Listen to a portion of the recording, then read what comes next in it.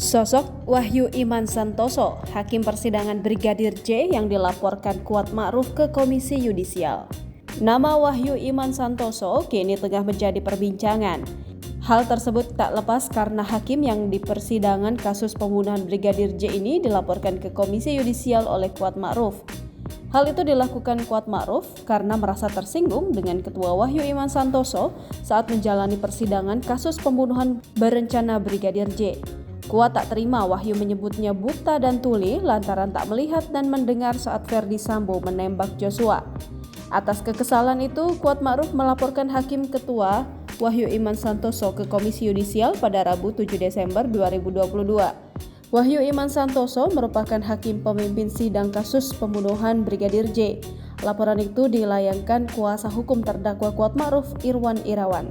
Penyebab Kuat Ma'ruf melaporkan Wahyu Iman Santoso karena menganggap pernyataannya tendensius. Salah satunya menyebut Kuat Ma'ruf buta dan tuli, sehingga tidak melihat penembakan padahal ada di lokasi. Pernyataan itu terlontar saat Kuat Ma'ruf dihadirkan sebagai saksi untuk terdakwa Ricky Rizal pada sidang Senin kemarin.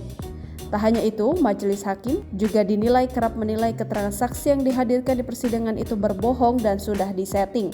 Kuasa hukum terdakwa Kuat Ma'ruf, Irwan Irawan, mengatakan apa yang diutarakan Hakim Wahyu pada kliennya saat sidang beberapa hari lalu diduga melanggar kode etik hakim. Irwan menyebut selama persidangan, Hakim Wahyu dinilai terlalu tendensius dalam memberikan pernyataan kepada kliennya.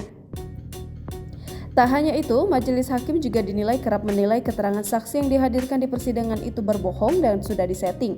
Sementara juru bicara KY, Miko Ginting, membenarkan soal laporan tersebut. Miko menerangkan pihaknya akan memeriksa laporan tersebut secara objektif.